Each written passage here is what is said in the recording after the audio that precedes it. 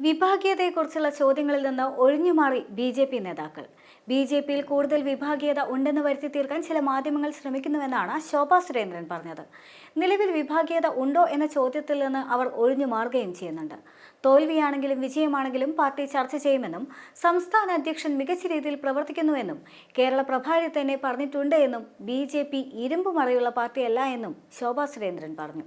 കൂടുതൽ വിഭാഗീയതയുണ്ട് എന്ന് വരുത്തി തീർക്കാൻ പരിശ്രമിക്കുന്ന ആളുകൾ നിങ്ങൾ മാധ്യമ സുഹൃത്തുക്കൾക്കകത്തുണ്ടോ എന്ന് ആത്മപരിശോധന നടത്തേണ്ടത് നിങ്ങളാണ് എന്നാണ് ഞാൻ പറയുന്നത്. അല്ല, ഞങ്ങളുടെ പാർട്ടി, ഞാൻ എപ്പോഴും പറയാറുണ്ട്, ഞങ്ങളുടെ പാർട്ടി ഇരുമ്പ് മറയ്ക്കുള്ളിലല്ല, ജനാധിപത്യ പാർട്ടിയാണ്. എല്ലാ വിഷയങ്ങളെക്കുറിച്ചും ചർച്ചകൾ ഉണ്ടാകും. ആ ചർച്ചകളെല്ലാം തന്നെ മാധ്യമ സുഹൃത്തുക്കളുടെ മുന്നിലും ഞങ്ങൾ അങ്ങനെ മറച്ചു പിടിക്കാറുണ്ടോ? കാരണം പാലക്കാട് പരാജയപ്പെട്ടു, മാധ്യമപ്രവർത്തകർ പറയുകയാണ്. പക്ഷേ സംസ്ഥാന അധ്യക്ഷൻ തന്നെ പറയുകയാണ് അത്തരത്തിൽ ഒരു രീതിയിലും ഒരു പരാതിയും പോയിട്ടില്ല എന്ന് പറയുമ്പോൾ എൻ്റെ മാധ്യമ സുഹൃത്തുക്കൾക്ക് ഇഷ്ടം എന്താണ്? ഇതാ പോയിട്ടുണ്ട്, എന്ത് പോയിട്ടുണ്ട്? വലിയ അന്വേഷണ റിപ്പോർട്ട് പോയിട്ടുണ്ട്, അല്ലെങ്കിൽ പരിശോധന നടത്തിക്കഴിഞ്ഞ് റിപ്പോർട്ടുകൾ പുറത്തേക്ക് പോയിട്ടുണ്ട്. നിങ്ങളാണ് കണ്ടെത്തുന്നത്. എന്നാൽ പിന്നെ ആ റിപ്പോർട്ടിന്റെ കോപ്പി കാണിച്ചാൽ പോരെ? പിന്നെ എന്തിനാണ് ഇനിയും കോർ കമ്മിറ്റിയിൽ എന്താ നടക്കാൻ പോകുന്നത് എന്ന് എന്തിനാണ് ആശങ്കപ്പെടുന്നത്? നിങ്ങളുടെ കയ്യിൽ റിപ്പോർട്ട് ഉണ്ടെങ്കിൽ, അല്ലെങ്കിൽ പരാതി കൊടുത്തിട്ടുണ്ടെങ്കിൽ, ആ പരാതിയുടെ പേപ്പർ നിങ്ങളുടെ കയ്യിലുണ്ടെങ്കിൽ നിങ്ങൾക്കത് ബ്രേക്ക് ചെയ്യാമല്ലോ. അതൊന്നുമില്ല. അപ്പം നിങ്ങൾ ഉദ്ദേശിക്കുന്ന വഴിയിലൂടെ ഭാരതീയ ജനതാ പാർട്ടി നടക്കണം എന്നാണ് പ്രിയപ്പെട്ട ചില മാധ്യമ സുഹൃത്തുക്കളെങ്കിലും ആഗ്രഹിക്കുന്നതെങ്കിൽ അത് നടക്കില്ല.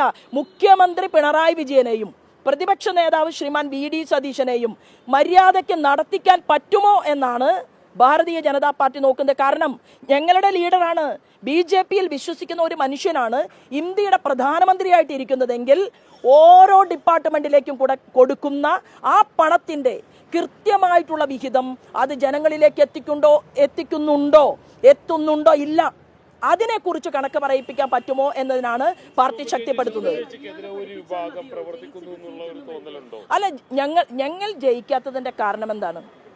ഇവിടുത്തെ ജനങ്ങൾ മാത്രമാണോ?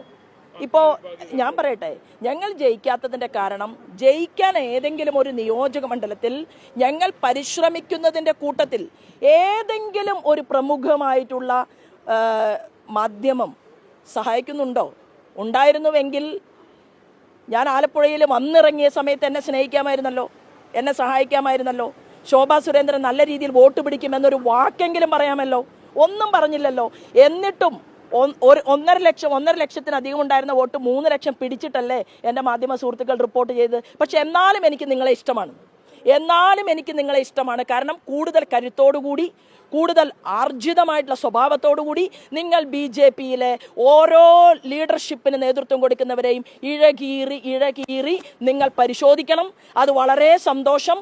പക്ഷേ ഈ ഒരു നിങ്ങളുടെ ഈ കർമ്മ കുശലത ഇത് ഇവിടുത്തെ മുഖ്യമന്ത്രിയുടെ കാര്യത്തിലും പ്രതിപക്ഷ നേതാവിന്റെ കാര്യത്തിലും മുഴുവൻ ജയിച്ച എം.പിമാരുടെ കാര്യത്തിലും ഞങ്ങളുടെ മന്ത്രിമാരുടെ കാര്യത്തിൽ കൂടി സന്തോഷമേ ഉള്ളൂ. എം.എൽ.എമാരുടെ കാര്യത്തിലും കൂടി ഉണ്ടായാൽ കേരളത്തെ നമുക്ക് രക്ഷപ്പെടുത്തിയെടുക്കാം എന്നുള്ളതാണ്.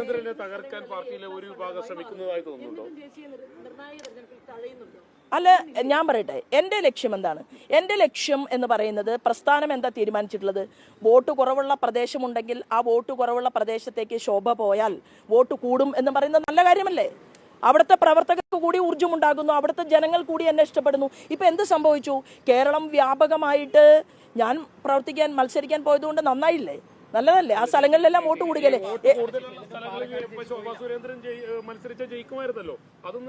അല്ല, ഞാൻ പറയട്ടെ, ആ സ്ഥലങ്ങളിലെല്ലാം ബി.ജെ.പിക്ക് കൂടുതൽ ഉണർവുണ്ടാക്കി. ഇനി നമുക്ക് അടുത്ത തെരഞ്ഞെടുപ്പുണ്ടല്ലോ, അവിടെ ജയിക്കാമെന്നേ ഞാൻ പറയട്ടെ. അല്ല, എന്റെ ശോഭ എന്നുള്ള വ്യക്തിക്ക് ഒരു പ്രസക്തിയും ഇല്ല. ഞാനിത് നേരത്തെ പറഞ്ഞിരുന്നു. നിങ്ങൾ എല്ലാവരും ചേർന്ന് ഇന്നത്തെ ബ്രേക്കിംഗ് ന്യൂസിന് ആവശ്യമായിട്ട് ശോഭാ സുരേന്ദ്രന്റെ ഒരു കമന്റ് പാർട്ടിക്ക് വിരുദ്ധമായിട്ട് കിട്ടാനാണ് ഈ ശ്രമമെങ്കിൽ ഒരു രക്ഷയുമില്ല എന്നാണ് ഞാൻ പറഞ്ഞത്. കാരണം എന്താണ്? ഈ പാർട്ടി വളർന്നുകൊണ്ടേയിരിക്കുകയാണ്. അപ്പോൾ എനിക്ക് വഴി തന്നാൽ ഞാൻ പോവാം. അല്ല, തീർച്ചയായിട്ടും പ്രസ്ഥാനത്തിന്റെ ലക്ഷ്യമെന്ന് പറയുന്നത് ശ്രീമാൻ നരേന്ദ്രമോദി പറഞ്ഞതുപോലെ ജോലിക്കാരെ പോലെ പ്രവർത്തിക്കുക. അതിന് മാധ്യമ സുഹൃത്തുക്കളുടെ സഹായം വേണം. ഞങ്ങൾ ജോലിക്കാരെ പോലെ പൊതുസമൂഹത്തിന്റെ ഇടയിൽ ഇറങ്ങും. ഞങ്ങൾ മണിക്കൂറുകൾ, ആഴ്ചകൾ, വർഷങ്ങൾ ഈ പ്രസ്ഥാനത്തെ വളർത്താൻ വേണ്ടിയിട്ട് ഞങ്ങൾ ഇവിടെ നിക്ഷേപിച്ചിട്ടുണ്ട്. ആ നിക്ഷേപം തന്നെയാണ് ഞങ്ങളുടെ ഓരോ വ്യക്തികളുടെയും അസറ്റ്. ആ നിക്ഷേപത്തിന്റെ പലിശ തരുന്നത് ആരാണ്? ജനങ്ങളാണ്. അവർ തരും. സമയമായിക്കൊണ്ടിരിക്കുകയാണ്. അല്ല, ഇപ്പോൾ തൽക്കാലം വളരെയധികം നല്ല രീതിയിൽ പ്രവർത്തിക്കുന്ന ഒരു സംസ്ഥാന അധ്യക്ഷൻ പ്രവർത്തിച്ചുകൊണ്ടിരിക്കുന്നുണ്ട് എന്ന് പ്രഭാരി തന്നെ നിങ്ങളോട് പറഞ്ഞു കഴിഞ്ഞതാണ്. വീണ്ടും വീണ്ടും എന്തിനാണ് ഇത്ര ടെൻഷൻ? നിങ്ങൾക്ക് കോൺഗ്രസിൽ ഒരു നേതൃമാറ്റമുണ്ടോ എന്നതിന് ഇത്രയും ആശങ്കയില്ല. മാർക്സിസ്റ്റ് പാർട്ടിയുടെ സംസ്ഥാന സെക്രട്ടറി ശ്രീമാൻ ഗോവിന്ദൻ കരുത്ത് കുറഞ്ഞവനാണ് എന്നുള്ള അഭിപ്രായം നിങ്ങൾക്കില്ല. മുഖ്യമന്ത്രി ശ്രീമാൻ പിണറായി വിജയന് നടക്കാൻ പോലും വയ്യ എന്നുള്ള അഭിപ്രായം നിങ്ങൾക്കില്ല. അപ്പോൾ BJPയെ നന്നാക്കാനാണ് ഈ ശ്രമമെങ്കിൽ ഞാൻ പറയാൻ ആഗ്രഹിക്കുന്നത്, ഞാൻ നേരത്തെ പറഞ്ഞ കണക്കുകളെല്ലാം നിങ്ങളൊന്ന് ഇവിടുത്തെ രാഷ്ട്രീയ നേതാക്കന്മാരെ കൊണ്ട് പരിശോധിപ്പിക്കുകയാണെങ്കിൽ നാട് നന്നാവും. അതിന് എൻ്റെ പ്രിയപ്പെട്ട മാധ്യമ സുഹൃത്തുക്കളുടെ വിലപ്പെട്ട സേവനം ഉണ്ടാകും എന്നാണ് ഞാൻ കരുതുന്നത്. എന്നാൽ ശോഭാ സുരേന്ദ്രനു ശേഷം AN രാധാകൃഷ്ണനോടും ഇതേ ചോദ്യം ആവർത്തിക്കുമ്പോൾ അദ്ദേഹം വീണ്ടും ഒഴിഞ്ഞുമാറുന്ന സമീപനം തന്നെയാണ് സ്വീകരിച്ചത്. BJP ഒരു ജനാധിപത്യ പാർട്ടിയാണെന്നും BJPയിൽ ശോഭാ സുരേന്ദ്രനോട് ഇഷ്ടമുള്ളവരും ANRനോട് ഇഷ്ടമുള്ളവരും ഉണ്ടാകുമെന്നും അദ്ദേഹം പ്രതികരിച്ചു. പരസ്യ പ്രസ്താവനകൾ നടത്തിയിരുന്നു. ഞങ്ങളൊരു ജനാധിപത്യ പാർട്ടിയാണ്. നിങ്ങളത് വിചാരിക്കണം ഞങ്ങളെ കുറിച്ച്? നിങ്ങള് അല്ല, അത് ഞങ്ങൾ അതിൻ്റെതായ രീതിയിലെടുക്കും. എന്താ അതൊക്കെ ഞങ്ങൾ ഇന്റേണലായിട്ട് പറയണല്ലോ, മീഡിയയോട് പറയാവുന്നതല്ല. ഞങ്ങൾ കേരളത്തിൽ 140 നിയോജകമണ്ഡലം പിടിക്കാനുള്ള തയ്യാറെടുപ്പിലാണ്. ഞങ്ങൾക്ക് അനുകൂലമായ സാഹചര്യമാണ് കേരളത്തിലുള്ളത്. പ്രത്യേകിച്ച് കേരളത്തിൽ മുനമ്പം ഉൾപ്പെടെയുള്ള സ്ഥലങ്ങളിൽ പാവപ്പെട്ട ക്രൈസ്തവ സഹോദരന്മാരെ പീഡിപ്പിക്കുന്നൊരു കാലയളവാണ്. അവർ കുടിയൊഴിപ്പിക്കപ്പെടാൻ വേണ്ടി പോവുകയാണ്.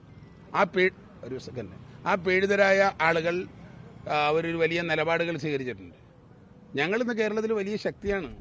ഈ ശക്തിയല്ലേ കഴിഞ്ഞ ഇലക്ഷനും മത്സരിച്ചപ്പോ തെരഞ്ഞെടുപ്പില്? അതെ, ഒരു തെരഞ്ഞെടുപ്പിൽ തോറ്റു കഴിഞ്ഞാൽ എല്ലാം പോയാ. ഞാൻ ചോദിക്കട്ടെ, ഞങ്ങളിപ്പോ മഹാരാഷ്ട്രയിൽ ജയിച്ചു. മഹാരാഷ്ട്ര ഇന്ത്യയുടെ സാമ്പത്തിക തലസ്ഥാനമാണ്. അവിടെ വലിയ വിജയമാണ് ഞങ്ങളുണ്ടായത്. ഞങ്ങളുടെ വിജയം നിങ്ങൾ ആഘോഷിക്കുന്നതിന് പകരം ആ വിജയത്തിന്റെ മുകളിൽ ഒരു കറുത്ത പൊട്ടുണ്ടാക്കാനുള്ള ശ്രമത്തിലാണ് നിങ്ങൾ. നിങ്ങൾ പറയുന്നതനുസരിച്ച് ഇപ്പൊ ഈ പാലക്കാട് ഒരു പ്രത്യേകത നിങ്ങൾക്കില്ലായിരുന്നു. നിങ്ങൾക്ക് ഒരു വിജയപ്രതീക്ഷ ഇല്ലായിരുന്നു. പാലക്കാട് ഇലക്ഷനെ എല്ലാമായിട്ട് കൂട്ടിച്ചേർത്താണല്ലോ പറയുന്നത്. മാഡം, തെരഞ്ഞെടുപ്പ് ഞാൻ മണലൂർ മത്സരിച്ചു. ഞാൻ മത്സരിക്കുമ്പോൾ ഞാൻ ജയിക്കാനാണ് മത്സരിക്കുന്നത്. തോക്കാൻ വേണ്ടി ആരെയും മത്സരിക്കോ? പാലക്കാട് തോൽവി എന്താ? ഈ ഏഷ്യാനെറ്റും തമ്മിൽ മത്സരിക്കണ ഒന്നാമതാവാനാ. നിങ്ങൾ ഒന്നാമതായില്ലല്ലോ, അതുകൊണ്ട് നിങ്ങൾ മോശമാണോ? ഒന്നാമതാവാനാണ് ഞങ്ങൾ എല്ലാവരും മത്സരിക്കുന്നത്. ഒന്നാമതിന്റെ സന്തോഷമാണ്. അല്ല, അതല്ല ഞാൻ ചോദിക്കുന്നത് എന്താ, പാലക്കാട് ശരിക്കും എന്താ സംഭവിച്ചത്? അതൊന്നും നിങ്ങൾക്ക് ഒരു പരാതി ഇല്ല ആർക്കും? പാലക്കാട് സംഭവിച്ച് ജനങ്ങൾ വോട്ട് ചെയ്തില്ല. എന്തുകൊണ്ട്? അത് ഞങ്ങൾ പരിശോധിക്കുമല്ലോ. ഇപ്പൊ ഞങ്ങൾ കേരളത്തിൽ പ്രവർത്തിക്കാൻ തുടങ്ങിയിട്ട് വർഷങ്ങളായി. കേരളത്തിൽ ഞങ്ങൾക്ക് ആകെ ഒരു MLA ഇതുവരെ ഉണ്ടായിട്ടുള്ളൂ. പല സമയത്തും ഞങ്ങൾ പരാജയപ്പെട്ടിട്ടുണ്ട്. ആ പരാജയപ്പെട്ട കാര്യങ്ങളെക്കുറിച്ച് ഞങ്ങൾ വിലയിരുത്തി ഞങ്ങൾ വളരെ സന്തോഷകരമായ രീതിയിൽ ഞങ്ങൾ ഈ അധികാര രാഷ്ട്രീയത്തിന്റെ ഭാഗമല്ല. ആരും ഇല്ലാത്ത സമയത്ത് ഈ കൊടി പിടിച്ച ആളുകളാണ്. അപ്പോൾ അതുകൊണ്ട് ഒരു തെരഞ്ഞെടുപ്പിൽ ഞങ്ങൾ പ്രതീക്ഷിച്ചു, ജയിച്ചില്ല എന്ന് പറഞ്ഞിട്ട് നിങ്ങളെ പോലെ കെട്ടിപ്പിടിച്ച് കറിയാൻ പറ്റുമോ? പാർട്ടിയിൽ ഉണ്ട്, ഗ്രൂപ്പ് ഉണ്ടല്ലോ, BJP ഗ്രൂപ്പുണ്ട്. എന്ത് ഗ്രൂപ്പ്? ANRന് ഇഷ്ടംപോലെ ആളുകളുണ്ടെന്നല്ലോ. ANRന് ഇഷ്ടപ്പെടുന്ന ആളുകളുണ്ട്, ശോഭയെ കൂടുതൽ ഇഷ്ടപ്പെടുന്ന ആളുകളുണ്ട്. അത് രാജ്യത്തുള്ളതല്ലേ. എന്റെ സഹോദര, ഒരു ജനാധിപത്യ ഒരു മിനിറ്റ് നിങ്ങൾ ഉദ്ദേശിക്കുന്ന പോലെ മറയ്ക്കുള്ളിലുള്ള ഒരു പാർട്ടിയല്ല BJP കേരളത്തിലെ അല്ലെങ്കിൽ ഇന്ത്യയിലെ ഏറ്റവും വലിയൊരു ജനാധിപത്യ പാർട്ടിയാണ്. ആ ജനാധിപത്യ പാർട്ടിയിൽ എല്ലാ ഉൾപാർട്ടി ജനാധിപത്യം ഉണ്ടാവും. എല്ലാവർക്കും അഭിപ്രായങ്ങളുണ്ടാവും. ഞങ്ങൾക്കൊക്കെ അഭിപ്രായങ്ങളുണ്ട്. അതൊക്കെ നിങ്ങളുടെ മുമ്പിൽ പറയണമെന്നുണ്ടോ? ആര് പരാജയപ്പെട്ടത്? ഞങ്ങളിപ്പോ അതെന്താ ഇങ്ങനെ സംസാരിക്കുന്നതിന്? ചർച്ച ചെയ്യപ്പെടാൻ പോകുന്നത് മഹാരാഷ്ട്രയിലെ വിജയം കേരളത്തിൽ എങ്ങനെ പ്രതിഫലിക്കുന്നുള്ളതാണ്. അല്ല, അതെന്നറിയാം, നമ്മൾ തുടർച്ചയായിട്ട് BJP നേതാക്കളോട് നമ്മൾ വളരെ ഗൗരവമായിട്ട് ചോദ്യം ചോദിക്കുമ്പോൾ അത് ശരിയല്ലല്ലോ. നമ്മൾ ഇത്രയും പ്രധാനപ്പെട്ട ഒരു സമയം പാലക്കാട് നിങ്ങൾ പ്രതീക്ഷിച്ചിരുന്ന ഒരു സീറ്റ് നഷ്ടപ്പെടുന്നു, അതല്ല ശരിയല്ലല്ലോ. നമ്മൾ അങ്ങനെ പറയുമ്പോൾ വളരെ ഒട്ടും ഒരു ജാഗ്രത ഇല്ലാണ്ട് മറുപടി പറയുന്നത് കഷ്ടമല്ലേ? ഞാൻ ചോദിക്കുന്നത്, ഏത് തെരഞ്ഞെടുപ്പിലും മത്സരിക്കുമ്പോഴും മുൻകൂട്ടിയുള്ള തയ്യാറെടുപ്പുകൾ നടത്തി തെരഞ്ഞെടുപ്പിൽ ജയിക്കാനുള്ള മുന്നൊരുക്കങ്ങളായിട്ടാണ് മുന്നോട്ട് പോകാറ്. തെരഞ്ഞെടുപ്പിൽ എല്ലാ സ്ഥലത്തും ജയിക്കും എന്ന് ഉറപ്പുണ്ടെങ്കിൽ വേറെ ആരും മത്സരിക്കണ്ടല്ലോ. അല്ല, അവിടെയാണ് ഈ ഗ്രൂപ്പ് കളിച്ച് കളഞ്ഞു എന്ന് പറയുന്നത്. ആര് ഗ്രൂപ്പ്? നിങ്ങൾ നേതാക്കൾ എന്ത് ഗ്രൂപ്പ്? ഗ്രൂപ്പൊന്നും ഇല്ലായിരുന്നു. ഒരു ഗ്രൂപ്പ്. ഈ ജനങ്ങൾ വോട്ട് ചെയ്തില്ലെങ്കിൽ അത് വലിയ തിരിച്ചടിയല്ലേ ബി.ജെ.പിയെ സംബന്ധിച്ചിടത്തോളം കേരളത്തിൽ? സ്വാഭാവികമാണല്ലോ. ഞങ്ങൾ പറഞ്ഞ ബി.ജെ.പിയെ സംബന്ധിച്ച് ഇപ്പം നിങ്ങൾ ഇപ്പം മാഡം വർത്താനം പറയുമ്പോൾ ഞാൻ പെട്ടെന്ന് മനസ്സിലോർക്കണം, കഴിഞ്ഞ 25 കൊല്ലമായിട്ട് പാലക്കാട് MLA ബി.ജെ.പി ആണെന്നുള്ള പാടില്ല. അപ്പൊ നിങ്ങൾക്കൊരു പ്രതീക്ഷ ഇല്ലായിരുന്നു? അപ്പൊ ജനങ്ങൾ പ്രതീക്ഷിച്ച പോലും നിങ്ങൾ പ്രതീക്ഷിച്ചിട്ടില്ല? പ്രതീക്ഷയും ഫലവും ഒക്കെ രണ്ടാണ്. പ്രതീക്ഷയില്ലാണ്ട് ഒരാൾ ഈ പാർട്ടിയിൽ ഇപ്പോൾ എനിക്ക് വയസ്സ് 62ആയി, ഇതിനകത്ത് നിൽക്കാൻ തുടങ്ങിയിട്ട് വർഷങ്ങൾ ചെറുതിലെ തുടങ്ങിയതാ. പ്രതീക്ഷയുണ്ട്. ആ പ്രതീക്ഷ അനുസരിച്ച് ആദർശപരമായി മുന്നോട്ട് പോകുന്ന ആളുകളാണ്. അപ്പോൾ സ്വാഭാവികമായിട്ട് തെരഞ്ഞെടുപ്പിൽ ജയിക്കും, തെരഞ്ഞെടുപ്പിൽ പരാജയപ്പെടും. അതൊക്കെ സ്വാഭാവികമാണ്. നിങ്ങൾ വർത്തമാനം പറയട്ടെ, പാലക്കാട് 25 കൊല്ലമായിട്ട് ഞങ്ങളുടെ MLA എന്നുള്ള പാട്ടില്ല. അല്ല, പാലക്കാട് അപ്പം ജനം തോൽപ്പിച്ചതാണ്. അരെ ജനമുള്ള എല്ലാവരും തോൽപ്പിക്കും ചെയ്യിപ്പിക്കാൻ. എൻ്റെ സാറ് ജനാധിപത്യത്തിൽ ജനമാണ്. ജനമല്ല എല്ലാവരും തോൽപ്പിക്കണേ. എന്താ ഗ്രൂപ്പ് കളിച്ച് തോറ്റല്ല? ഏത് ഗ്രൂപ്പ്? കഴിഞ്ഞ തവണ ഈ ഇലക്ഷനൊക്കെ ശേഷം ആദ്യം നടന്ന സംസ്ഥാന സമിതി യോഗമാണ്. പ്രത്യേകിച്ച് അസാന്നിധ്യം ശ്രദ്ധിക്കപ്പെട്ടത് P.K. Krishnadas, A.N. Radhakrishnan, M.T. Rameshan. നിങ്ങൾ എന്തുകൊണ്ടാണ് 3 പേരും കഴിഞ്ഞ പ്രാവശ്യം ഇല്ലാതിരുന്നത്? കഴിഞ്ഞ തവണ നടന്നത് സംസ്ഥാന സമിതിയല്ല. കഴിഞ്ഞ തവണ തെരഞ്ഞെടുപ്പിൻ്റെ വരാൻ പോകുന്ന സംഘടനാ തെരഞ്ഞെടുപ്പിൻ്റെ മുന്നൊരുക്കങ്ങളുടെ ഭാഗമായിട്ട് നടന്നിട്ടുള്ള ഒരു ചിന്തൻ സംഭവമാണ്. അത് ശില്പശാല. അതിൽ ഫലത്തിൽ എല്ലാവരും ഉണ്ടായിരുന്നല്ലോ, എല്ലാ സംസ്ഥാന ഭാരവാഹികളും ഉണ്ടായിരുന്നല്ലോ. ഒരു മിനിറ്റ്. എല്ലാ പരിപാടികളിലും എല്ലാവരും ഇപ്പോൾ കഴിഞ്ഞ മീറ്റിങ്ങിൽ കുമ്മനുണ്ടായിരുന്നില്ലല്ലോ. കുമ്മനുണ്ടായിരുന്നു. എൻ്റെ സോറി, ഇപ്പോൾ കഴിഞ്ഞ ദിവസം തിരുവനന്തപുരത്ത് മീറ്റിംഗ് ഉണ്ടായി.